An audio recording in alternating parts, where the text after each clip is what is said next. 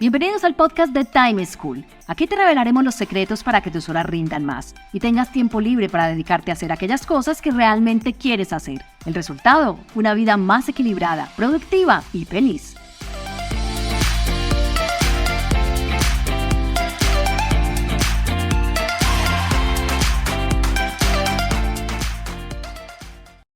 Hola, soy Juan Pablo Lema, un inquieto por la productividad y un estudioso del manejo del tiempo. Bienvenidos a un nuevo capítulo del podcast de Time School. Antes de empezar, quiero pedirte un favor. Si no le has dado a seguir a este podcast, por favor hazlo en la plataforma en la que nos escuchas. Así te enterarás cuando publiquemos nuevos episodios. También te invito a calificarnos. Si te gusta este episodio, compártelo con tus familiares y amigos. En esta, nuestra cuarta temporada, traemos en cada episodio 3 recomendaciones de productividad, manejo del tiempo y equilibrio de vida que un alto directivo de una importante compañía aplica en su vida diaria. Hoy nuestro invitado es Santiago Londoño, el gerente general de Industrias ASEP. Santiago es ingeniero administrador de la Universidad de EIA y cuenta con una especialización en mercadeo y un MBA de la Universidad de AFIT. Empezó su vida laboral trabajando para Suratet, hoy ARL Sura. Luego se desempeñó en Prevel en diferentes cargos y áreas, tanto en Colombia como en Perú y México, en donde ayudó a la compañía a abrir mercado. Posteriormente lideró Distrogar y desde hace 5 años está al frente de Industrias ASEP como su gerente general, luego de haber sido su director comercial. Durante la conversación que estás a punto de escuchar, Santiago nos recomienda: primero, manejar el tiempo implica un aprendizaje permanente. Segundo, uno es quien lidera su tiempo. Tercero, hay que tener un propósito. Empecemos. Santiago, bienvenido. Muchas gracias por aceptar esta invitación al podcast de Time School. Juan, muchas gracias. Para mí es un honor estar acá en esta conversación que espero que genere valor. Bueno, claro que sí, estoy seguro de eso. A ver, sé que eres una persona a la que le gusta mucho trabajar. Inclusive desde que estabas en el colegio, sé que conseguías trabajo en las vacaciones y tienes una pasión enorme por el trabajo. ¿A qué se debe esto? A ver, Juan, eso es cierto. Yo siempre he sido como una persona muy activa y creo que se debe, pues, por herencia de mi papá, que también era como muy responsable, le gustaba, pues, estar siempre generando, haciendo actividades, lo mismo que mi mamá. Pero yo pienso que también hay un pedazo y es que me gusta hacer cosas para aprender cosas nuevas y eso me ha llevado a que cuando estaba, pues, en el colegio o en las vacaciones trabajaba, generar mis propios recursos, conocer gente, aprender. Entonces ha sido como un hábito, el hábito del trabajo porque lo disfruto, no es porque me toque, sino porque lo disfruto, me apasiona y descubro cosas nuevas. Entonces creo que eso ha sido parte de mi estilo de vida. Pero a ver, cuando a uno le gusta tanto algo, en este caso el trabajo, pero pues todos tenemos preferencias y gustos o hobbies o cosas a las que nos gusta dedicarnos, uno puede correr un riesgo. Y es que se enfoque tanto en eso que se le van olvidando o las otras cosas van pasando a un segundo plano y ocurre lo que se llama el desbalance de vida. No digamos que por intención de no quiero que el otro pase, sino que hay tanto algo que me gusta, que me apasiona y me voy enfocando y cuando menos pienso miro hacia atrás y he perdido un poco el balance. ¿Te ha pasado alguna vez esto? O si no te ha pasado, ¿cómo has hecho para que este desbalance no se te dé y el trabajo no te consuma todo? Así es, Juan, y me ha pasado. Se me han descuadrado las diferentes dimensiones en momentos de la vida. Hace unos años mucho más he venido aprendiendo esto del manejo del tiempo, del balance, es un aprendizaje permanente.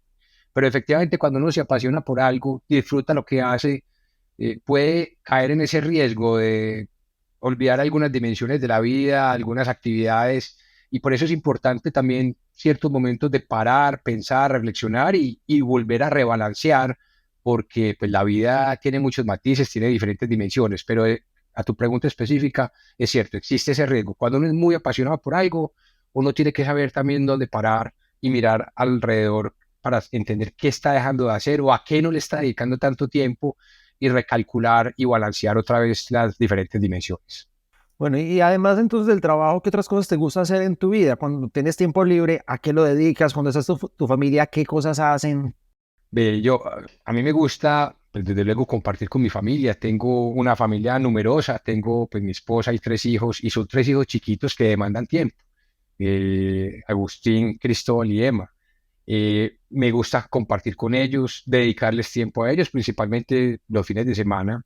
También me gusta hacer deporte, me gusta en semana, todos los días hago deporte, ahorita te cuento un poquito sobre mi rutina, pero en los fines de semana me gusta salir a trotar. Yo vivo digamos, en zona rural, en una vereda que me permite trotar por montañas, ver la naturaleza, estar en contacto con ella, tener ese espacio para respirar aire puro, meditar, pensar en mis cosas.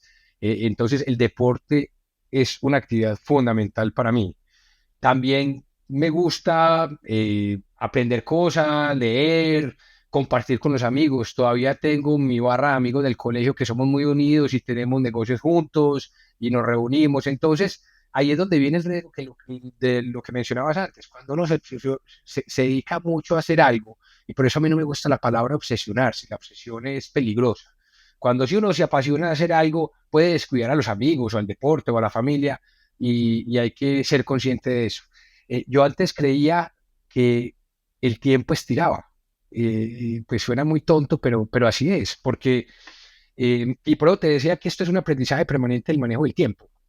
Cuando yo creía que el tiempo se acomodaba a mi rutina y que el tiempo estiraba, y no es que el tiempo estiraba, es que o madrugaba más o me acostaba más tarde porque le metía más actividades al mismo espacio de tiempo. Y ahí estaba generando un riesgo de afectar la calidad del resultado de las actividades que hacía, eh, dañar las otras dimensiones o inclusive físicamente afectarse uno. Entonces, cuando uno es consciente que el tiempo no estira, que el tiempo, que el manejo del tiempo no es delegable, que uno es el que se debe hacer cargo para administrar bien el tiempo, uno empieza a tomar decisiones, a generar nuevos hábitos, a implementar mejores prácticas para administrar bien el tiempo. Vuelvo, insisto, no es fácil, es un proceso de aprendizaje permanente. He aprendido a punta de errores, pero creo que he mejorado en ese tema de balance y manejo del tiempo. Bueno, precisamente ahora que mencionas los errores y nos esbozas un poquito sobre esto, recuerdo cuando conversamos para coordinar esta entrevista que me dijiste, es que yo no tengo tan buenas prácticas, yo he tenido muchos errores en la vida y quizás de eso es lo que voy a hablar y te dije, adelante, bienvenido.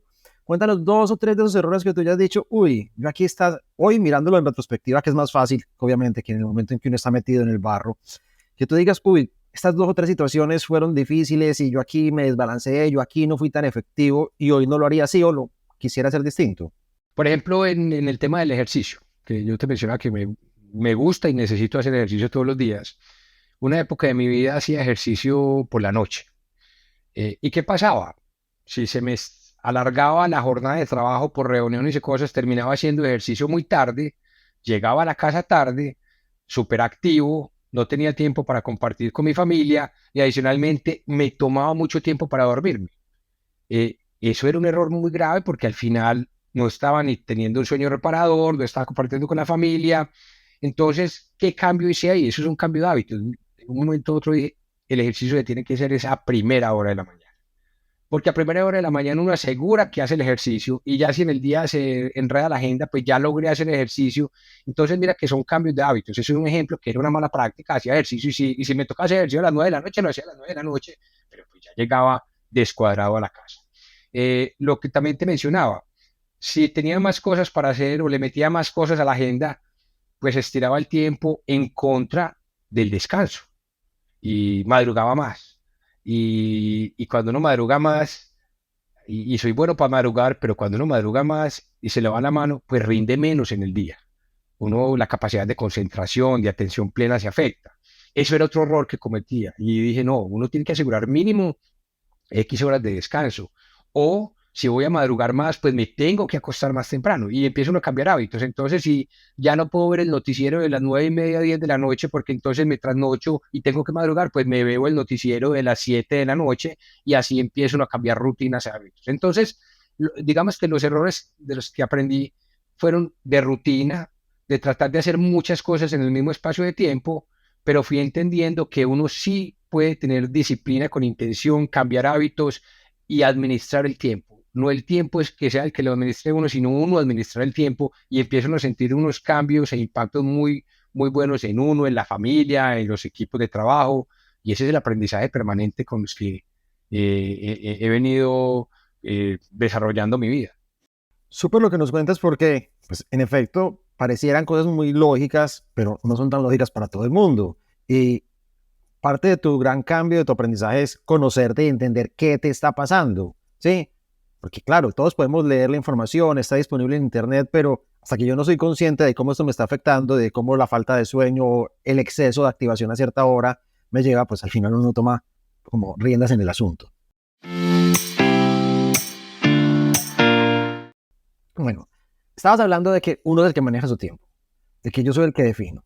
Y creo que eso está muy ligado con algo que te he escuchado decir varias veces, es que uno debe ser líder, no solo porque tenga personas a cargo, sino que uno se tiene que liderar a uno mismo, que nosotros somos los encargados de liderarnos.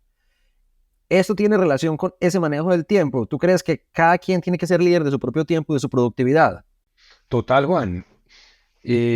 Uno tiene que liderarse a sí mismo para poder liderar a los demás. Uno tiene que autodesarrollarse en las diferentes dimensiones para poder proyectar en los demás y ser ejemplo en el desarrollo, en el balance de diferentes dimensiones, con muchas imperfecciones, muchos errores, pero a través de la experiencia y de los errores he venido también construyendo unos hábitos, así como existen los 7 hábitos de la gente altamente efectiva. Yo he venido aprendiendo y como implementando las 7 claves para manejar mejor el tiempo. Y te las voy a contar. Dale, La, dale. la, la primera, suenan muy obvias, pero muchas veces se nos olvidan. La primera es planear. Para mí es muy importante planear, pero planear con flexibilidad y adaptabilidad. Uno no puede ser esclavo de la planeación, de la agenda. Uno tiene que dejar espacios de holgura. Es imposible que los días sean perfectos en la planeación de una agenda, por ejemplo. Es imposible que un día no se genere un tráfico vial y llegue uno tarde o se le complique una reunión o que aparezca un compañero con algún tema importante que se debe abordar en la conversación. Entonces, el primer hábito es planear, sí tener claro qué va a hacer uno en el día, pero con flexibilidad y adaptabilidad, porque de lo contrario va a sufrir uno mucho. Si uno se vuelve esclavo de esa planeación, sufre uno mucho y no aprovecha las conversaciones o las reuniones y deja de disfrutar. Entonces, es el primer, digamos, hábito o clave que he venido implementando para mejorar el manejo del tiempo. El segundo, priorizar para asegurar.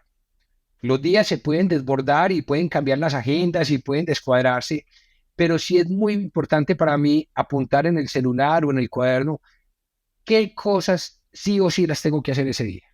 ¿Cuál es la prioridad? Y tengo que asegurar que pasen. Si tenían que pasar por la mañana, pero pasaron por la tarde, no importa, pero que pasen ese día. Entonces, priorizar para asegurar. Si hay otras cosas que no puse dentro de ese blog de notas o el cuaderno, pues no eran tan importantes, pero lo que apunté que tenía que pasar, asegurar que pase. La tercera, que también me parece importantísima para manejo del tiempo, preparar para ejecutar. ¿Y qué es preparar para ejecutar? Es, si yo tengo una reunión con mi equipo, preparar la reunión.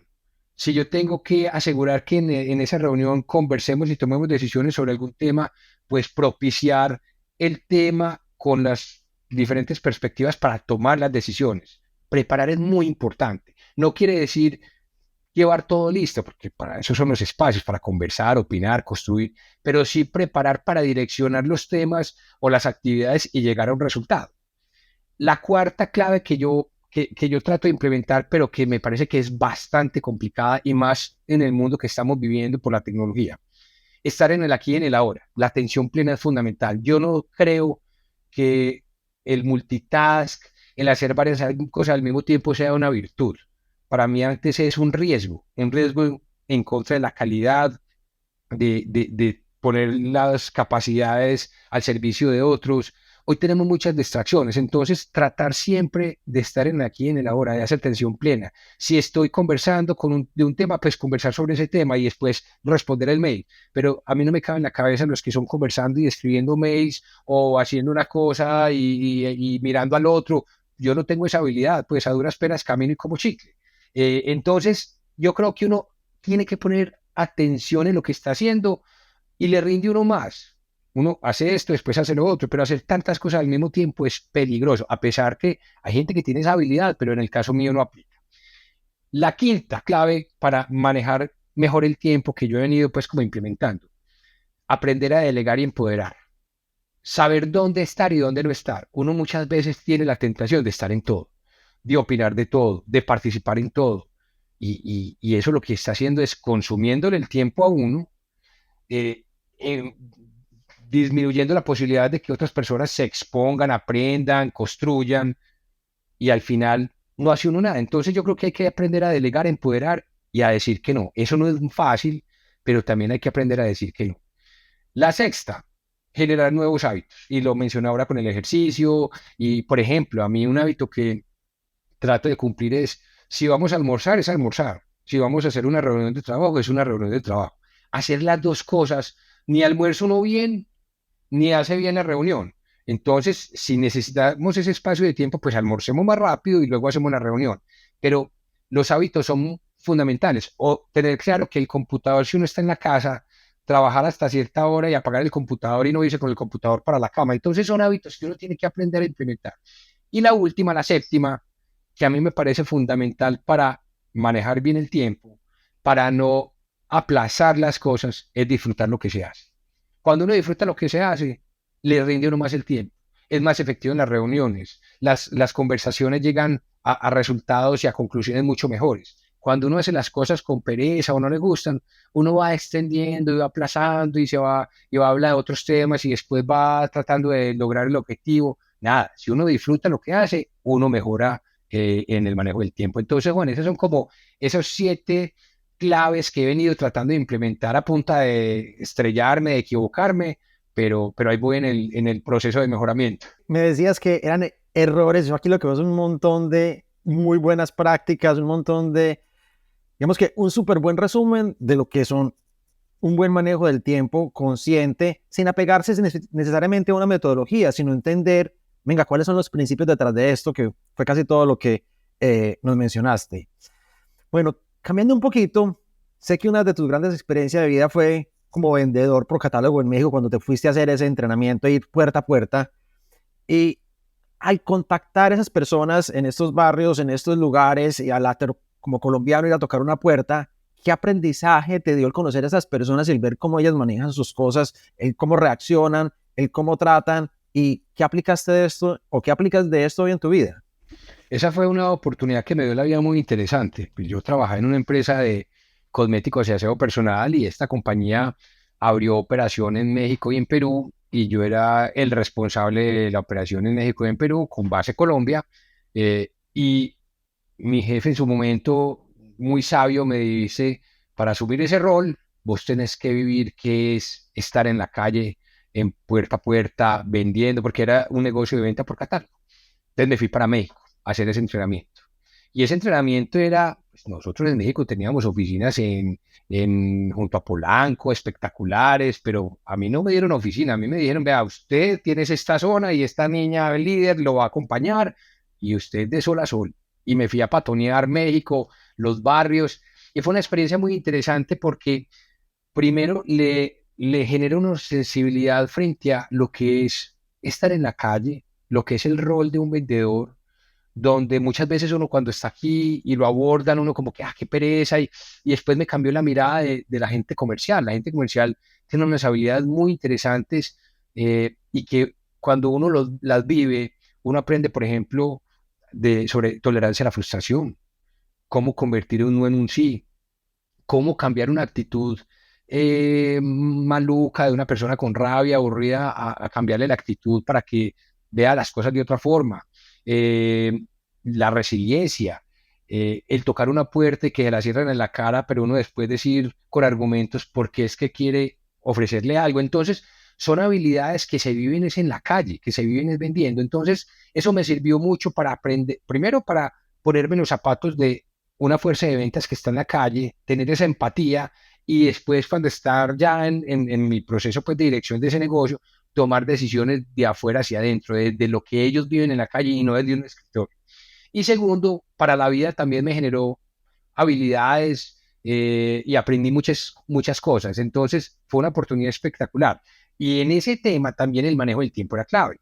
Si estábamos en México, una ciudad con tráfico complejo, donde uno tenía que asegurar un número de casas o digamos puertas a abordar, a tocar, una efectividad, unas ventas, un ticket promedio, pues había que planear el tiempo. Uno no podía simplemente voy a salir a trabajar y a recorrerme el barrio X a ver qué vendo. No, a planear hacia dónde íbamos, qué número de casas íbamos a visitar, qué portafolio ofrecer, porque el portafolio era muy amplio, y cuáles herramientas de ventas utilizar para que al final del día lográramos el objetivo. De hecho, esa es otra de las herramientas que me parece interesante en el manejo del tiempo, y trato de hacer. Yo al final del día vuelvo y reviso que lo que puse como prioridad sí lo haya hecho, que me quedó pendiente para poder recalcular el día siguiente. Entonces, en todos los procesos, en todos los trabajos, en todos los roles, así como uno inicia planeando y revisando qué tengo que hacer, uno debe cerrar el día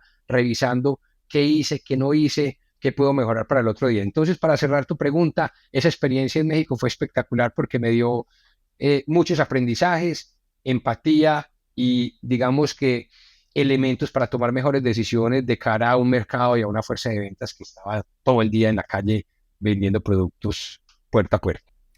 Y estoy seguro además que cuando miramos estas 7 claves que nos mencionabas ahorita, pues, hay insumos de esa vivencia, porque con seguridad esa flexibilidad que hoy entiendes de yo tengo que planear y no volverme esclavo del plan, eso es parte de lo que me da, porque yo me voy a tocar una puerta y no sé cuánto se me demora exactamente la visita, pero la meta sigue estando ahí. Y cuando tengo un portafolio tan amplio, lo que tú dijiste, tengo que escoger, eso es priorizar, cuál de estos son los productos que yo creo que me van a dar. Entonces, digamos que eso es lo que me gusta de las claves que nos mencionaste, porque son más principios que todo el mundo tiene que hacer esto de esta manera a esta hora. No, entienda qué es detrás y organice su vida. Así es, y sabes que, Juan, que el entorno nos enseña cada vez más la importancia de la adaptabilidad, porque uno ser tan cuadriculado, tan planeador, al final es complejo. Uno tiene que tener claro hacia dónde va, pero tiene que entender que puede moverse, adaptarse e inclusive lograr las cosas más rápido, así hubiera seguido el plan que tenía. Entonces, el entorno nos está mostrando esto. Sé que le das una gran importancia a tener un propósito superior. También sé que en hacer tiene esto muy claro desde hace muchos años. Pero además sé que estoy un convencido de que tener un propósito no es solo para que las compañías tengan propósito, sino para que las personas tengamos un propósito claro en nuestra vida.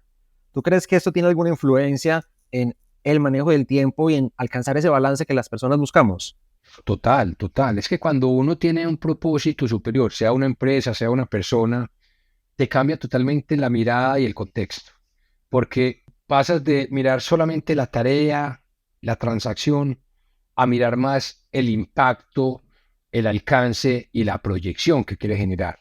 Y con el manejo del tiempo pasa eso. Si yo me quedo simplemente mirando las tareas que tengo que hacer hoy, las reuniones, las juntas, y no pienso más en lo que debo generar a través de esas reuniones, esas conversaciones, esas juntas, eh, posiblemente las cumpla, pero no logre el objetivo. Cuando yo tengo claro el para qué, me ayuda a priorizar, me ayuda a manejar mejor el tiempo, me ayuda a tener las conversaciones que posiblemente no iba a tener.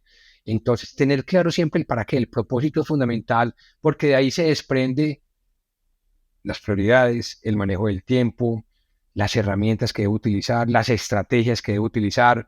Entonces, al final, el para qué y el propósito son claves. Y en hacerlo tenemos muy claro, y eso nos ha permitido generar nuevos proyectos y estrategias que se salen del qué hacer y nos llevan a hacer cosas disruptivas. Y en la vida personal también me ha servido mucho entender cuál es mi propósito y si mi propósito es generar confianza en la gente para que saquen su máximo potencial y confíen en sus capacidades, pues ese propósito me lleva, por ejemplo, a sacar más tiempo en la agenda para conversar con mi equipo, no simplemente para dar instrucciones o revisar metas o proyectos, sino tener conversaciones, tener cercanía, entender sus sueños, sus miedos y co-crear y trabajar para que seamos mejores personas, porque tengo claro que mi propósito es generar confianza en la gente para que confíe en sus capacidades y busquen su máximo potencial.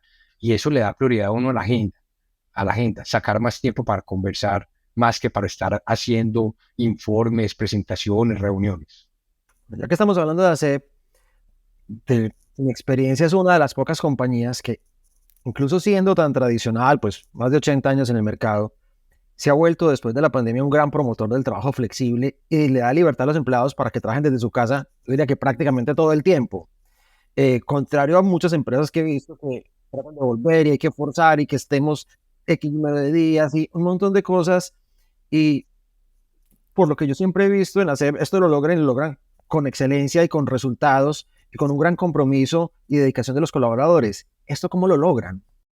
Juan, todo parte de la cultura organizacional. Y no estoy diciendo que una cultura de una empresa sea buena o mala y la otra sea buena o mala. No, Sí, son diferentes. son diferentes, pero todo parte de la cultura organizacional.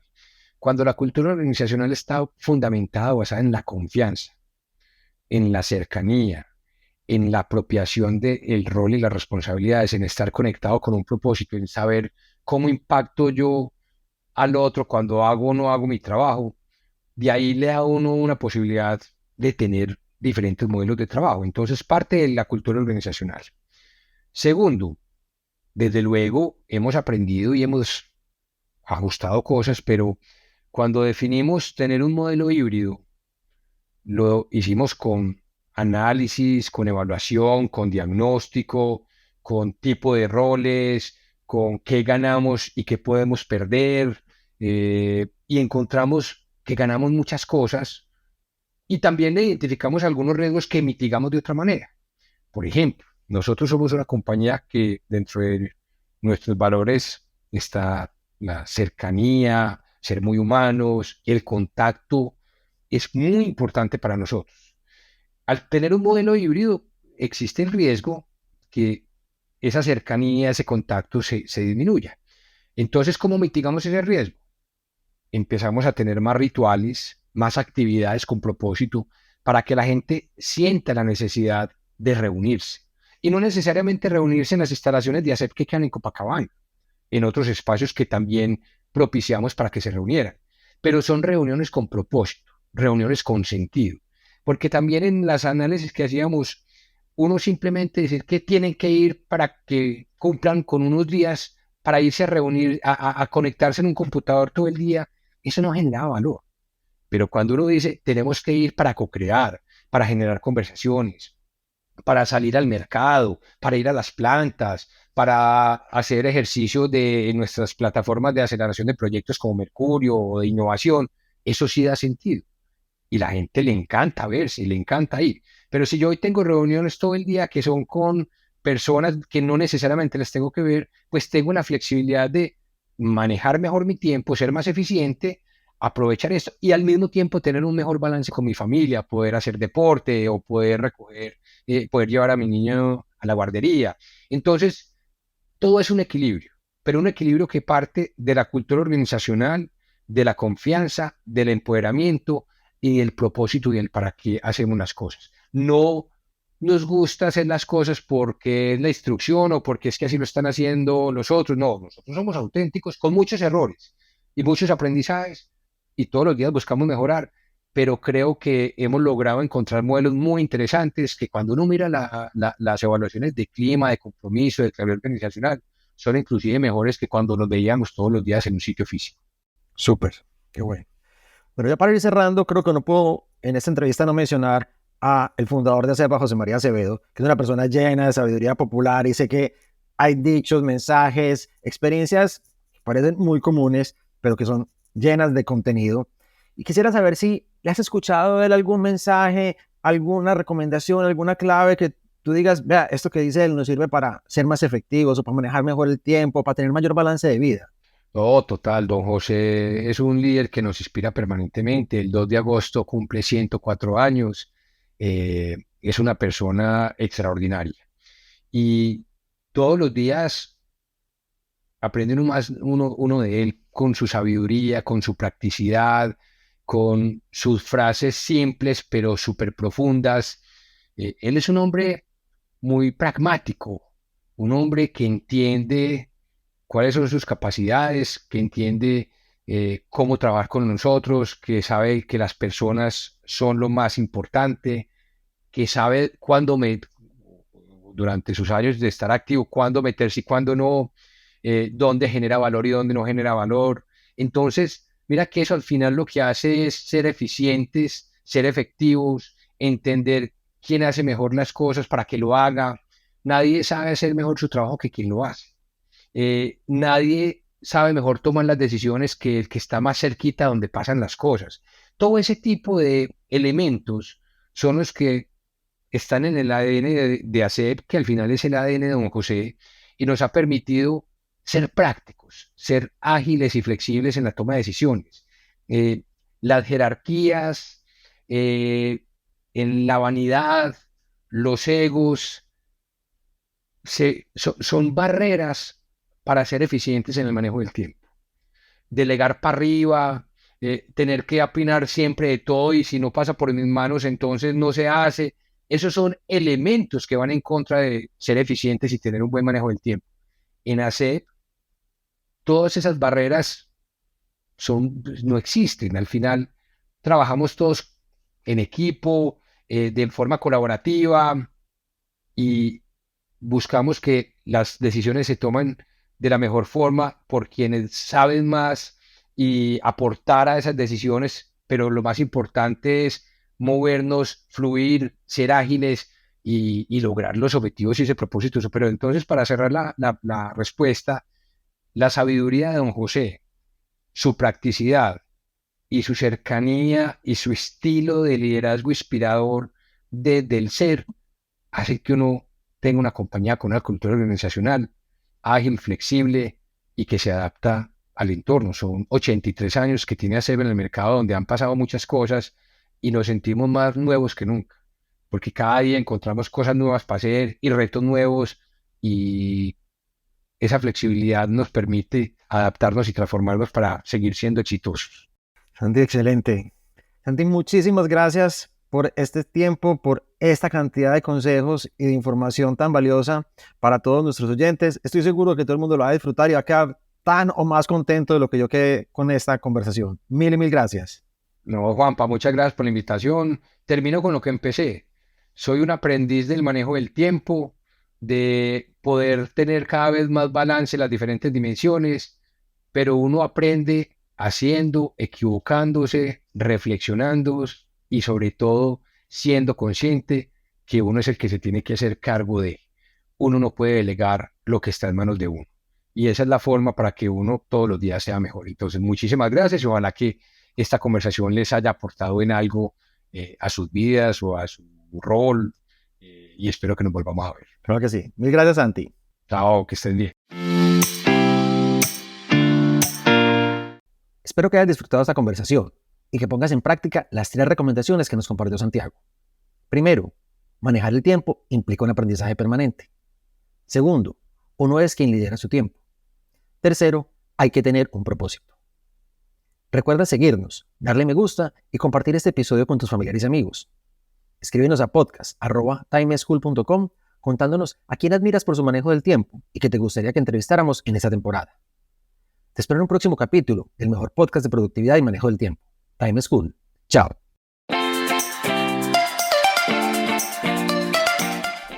Encontrémonos en un próximo capítulo con una nueva situación y más recomendaciones para que seas más productivo y feliz. Recuerda enviarnos los audios con tus preguntas, dudas e inquietudes al WhatsApp en Colombia 321-700-4810, por correo electrónico a podcast@timeschool.com.